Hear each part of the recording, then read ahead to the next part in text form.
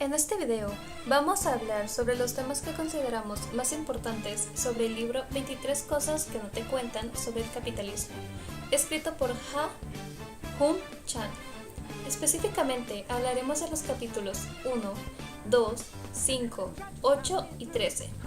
Y si bien podríamos decir que el video es un resumen, el video tendrá ejemplos de mis compañeros y su servidor. Sin nada más que decir, comencemos. Pero primero, ¿quién es Ha-Joon Chang?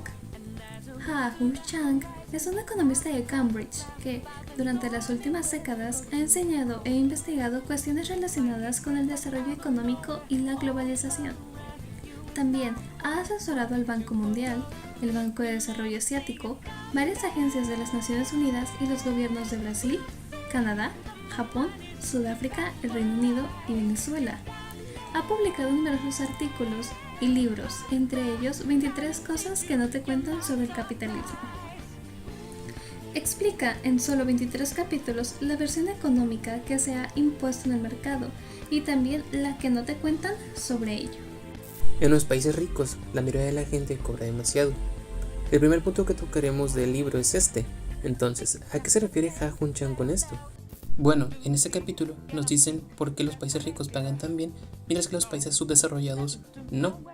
Normalmente nos dicen que es porque un trabajador de un país desarrollado es más productivo que uno de Perú o de la India, por ejemplo. Pero la realidad es muy diferente. La principal causa de la brecha salarial entre países ricos y países pobres no son las diferencias de productividad como comúnmente creemos, sino el control de la inmigración. Sin barreras migratorias, la mayoría de los trabajadores de países ricos podrían ser sustituidos por otros de países pobres, y así sería. Pero esos países tienen un fuera de control migratorio, proteccionismo laboral, instituciones, sistemas económicos, empresas importantes a nivel mundial, tecnología y ricos más productivos. Todo este conjunto de cosas hace que los países ricos paguen tan bien a comparación de un país subdesarrollado o uno pobre. Voy a explicarlo a los ricos porque es lo que más llama la atención. Un rico mexicano no se puede comparar a un rico estadounidense. ¿Pero por qué? Un rico mexicano tiene que afrontar deficiencias políticas fiscales y el incumplimiento de estas. No tiene el respaldo de una moneda fuerte ni un país con infraestructura para expandir su negocio. Aquí en México eso de emprender no es muy sencillo. El siguiente punto que se aborda en el libro de Ha-Joon Chang es no hay mercado libre. ¿Pero a qué se refiere con esto? Bueno, el mercado libre no existe. Todos los mercados tienen reglas y límites que acotan la libertad de elección. Si un mercado parece libre, solo es porque aceptamos tan incondicionalmente sus restricciones de base que ya no las vemos. Y lo pondré con un ejemplo. En 1819 se presentó en el Parlamento británico una propuesta de legislación del trabajo infantil. Prohibía el empleo a los niños pequeños de menos de 9 años, mientras que a los mayores entre 10 y 16 años se les seguía permitiendo trabajar, pero no más de 12 horas al día. Cuando esto fue propuesto desató mucha controversia, principalmente los defensores del libre mercado decían que eso solo perjudicaría a las empresas y a las familias. Los jóvenes solo quieren trabajar. Hoy en día esto está mal visto y se considera explotación infantil. Otro ejemplo sobre esto es que hace unas pocas décadas en Europa se implementaron las primeras legislaciones ambientales sobre los coches y las fábricas. De nuevo esto ocasionó gran controversia entre los empresarios que se quejaron, pero hoy en día Europa es uno de los mercados más ambientalistas que hay. Otro punto muy importante que Ha-Joon Chang toca en su libro es el capital tiene patria. ¿Pero qué se refiere con esto? A pesar de la creciente transnacionalización del capital, la mayoría de las compañías transnacionales siguen siendo empresas nacionales con actividad internacional. Las actividades principales, como la investigación de alto nivel y la estrategia, las llevan a cabo en sus países de origen. Cuando tienen que cerrar fábricas o recortar empleos, suelen dejar a sus países en último lugar, por una serie de razones políticas, pero también, lo que es más importante, económicas. A consecuencia de esto, los beneficios de la compañía transnacional van a parar a su país de origen. ¿Pero por qué? Bueno, como la mayoría de nosotros, los directivos de las empresas se sienten personalmente obligados con la sociedad a la que preceden. Llamen patriotismo, nobleza obligada, devolverle algo a la sociedad. Pero más allá de esto, las empresas tienen obligaciones económicas históricas con sus países de origen. A muchas compañías se les respalda directa o indirectamente con dinero público, sobre todo durante la fase de iniciación de la empresa o cuando están a punto de quebrar. Un ejemplo de esto es General Motors. El gobierno de Estados Unidos rescató a la empresa en 2009, cuando se declaró en bancarrota. Pero también lo hicieron porque esas empresas han tomado tanta importancia en la economía de sus países que si alguna llega a quebrar, la economía se vendría abajo. Otro ejemplo de empresas que tienen presencia en otros países, pero su sede está en Estados Unidos, sería Apple, Microsoft y Nike, entre otras, en las que construyen, tienen su mano de fabricación en China y de ahí envían sus productos a todo el mundo. El siguiente tema en el libro es: las empresas no se han de gestionar en beneficio de sus dueños. Este tema se refiere a que los dueños de las empresas vienen siendo los mismos accionistas y por lo tanto hay que gestionar las empresas en su beneficio. Estos accionistas no tienen asegurado ningún pago fijo a diferencia de los empleados, que ellos cuentan con sueldos fijos, los proveedores a quienes se les pagan los precios estipulados y los bancos prestamistas que reciben los intereses fijos. Los ingresos de los accionistas varían en función del rendimiento de la empresa, lo cual les da más incentivos que a nadie para que funcione bien.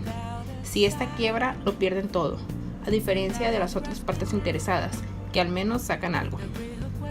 En suma, los accionistas corren con el riesgo del que están exentos otras partes de la empresa, y por esto les interesa más que nadie que su rendimiento sea el máximo posible. Antes de que en la Europa del siglo XVI se inventara la empresa de responsabilidad limitada o de fondo, como se le llamaba entonces, los empresarios tenían que arriesgarlo todo al emprender un negocio. Y al decir todo se referían no solo a sus bienes personales, sino que la responsabilidad ilimitada acarreaba que el empresario que fracasaba tenía que vender todas sus posesiones personales para saldar sus deudas, incluyendo también su propia libertad personal, ya que en caso de no pagar sus deudas podrían ir a la cárcel de deudores. Por fin, en los años 80 se encontró el Santo Grial, al cual llamaron principio de maximización del valor del accionista.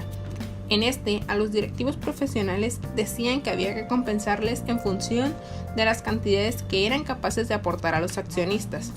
Y para ello, el primer paso era aumentar al máximo los beneficios recortando gastos de forma inexorable, como salarios, inversiones, inventarios, directivos de nivel medio, etc. Lo segundo que había que hacer era repartir entre los accionistas la mayor parte de dichos beneficios, mediante dividendos y la recompra de acciones propias. Esta idea no la defendieron solo los accionistas, sino también muchos gestores profesionales, al más famoso de los cuales Jack Welch, presidente durante mucho tiempo de General Electric, se le atribuye haber acuñado el término valor del accionista, en un discurso de 1981. Un ejemplo a todo esto es solo basta con ver cómo se ha malgastado General Motors su dominio absoluto de la industria automovilística mundial, y cómo ha acabado por quebrar al mismo tiempo que se mantenía en primera línea de la maximización del valor del accionista, reduciendo sus plantillas y evitando por sistema las inversiones. La debilidad de la estrategia cortoplacista de la dirección de General Motors es palmaria, como mínimo desde finales de la década de 1980, pero ha seguido hasta la quiebra de la empresa en 2009, porque satisfacía tanto a los directivos como a los accionistas, aunque la empresa se debilitase. El estadounidense William Lasonic, experto en administración de empresas, calculó que si General Motors no se hubiera gastado $20.400 millones entre 1986 y 2002 en recobrar sus propias acciones, sino que los hubiera ingresado en el banco con una rentabilidad del 2.5% descontando los impuestos, en 2009 no habría tenido problemas para encontrar los 35 millones que necesitaba para evitar la quiebra. Para finalizar, a manera de conclusión se agrega que la gestión de las empresas en interés de los accionistas titulares de capital flotante no solo es injusta, sino también ineficaz. Y lo es tanto para la economía nacional como para la propia empresa. Como confesó hace poco Jack Welch, el valor del accionista bien podría ser la idea más tonta del mundo.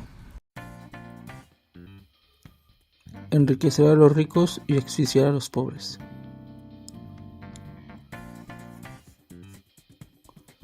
Smith le enseñaba a la gente que la economía era una situación en la que siempre se gana, en la que mis beneficios son tus beneficios, en la cual no solo podemos gozar ambos de una porción mayor del pastel al mismo tiempo, sino de que el aumento de tu porción depende del aumento del mío, o sea, que están vinculadas directamente. Un ejemplo, si yo soy pobre, tú eres pobre, puesto que no puedo comprar tus productos o servicios. Si yo soy rico, tú también te enriquecerás debido a que ahora puedes venderme algo. Debido a ello, los ricos serán consideradas personas benévolas y eran las personas más útiles en la sociedad, debido a que hacían girar las ruedas del crecimiento en beneficio de todo. Sin embargo, esto no solamente dependía de que fueran ricos, dependía directamente de que los ricos emplearan sus ganancias, esto con el fin de abrir nuevas fábricas y que contrataran a nuevos empleados, y que no se malgastaran en actividades no productivas. Cuando los beneficios aumentan, los ricos tienden a guardar su dinero en una caja fuerte y solamente lo sacan de ahí para contar sus monedas. Esto es una parte muy importante a resaltar, ya que es la razón por la cual el capitalismo se llama capitalismo, lo cual distingue entre el capital y la riqueza. El capital consiste en el dinero, los bienes y recursos, los cuales se invierten para la producción. La riqueza, en cambio, únicamente se entierra debajo del suelo, se malgasta en actividades que no son para nada productivas. Un ejemplo podría ser un faraón inyectar recursos descomunales para una pirámide, lo cual no es productivo. Otro ejemplo muy básico, un pirata que saquea un buque español que transporta tesoros y lo entierra el cofre en una isla desértica. Ahí el dinero no está generando ningún tipo de beneficio adicional, únicamente está parado. Esta es una de las razones por la cual los nobles medievales, a pesar de que contaban con gran poder y riquezas, no tendían a incrementar sus beneficios. Ellos tendían a ser muy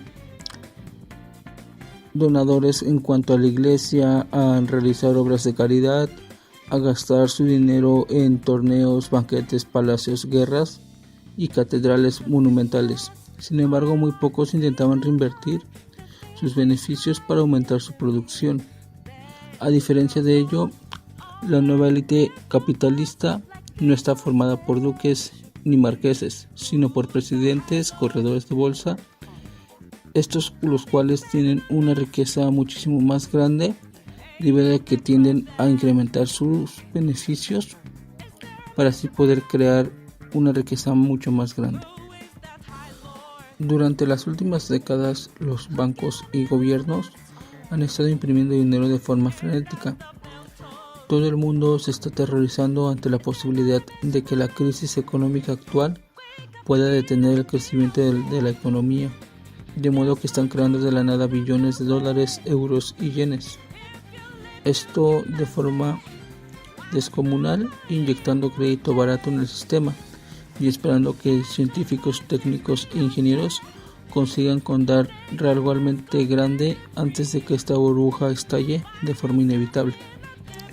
El capitalismo de igual forma tuvo un gran papel, y no solo en el auge de la ciencia moderna, sino también en la aparición del imperialismo europeo. Para comenzar, fue el imperialismo europeo el que creó el sistema de crédito capitalista. Desde luego, el crédito no se inventó en Europa moderna, existía en casi todas las sociedades agrícolas, y en el periodo moderno temprano, la aparición del capitalismo europeo estuvo estrechamente relacionado con los acontecimientos económicos en Asia. Para finalizar, mis compañeros y yo queremos agradecer por su atención durante el transcurso del video.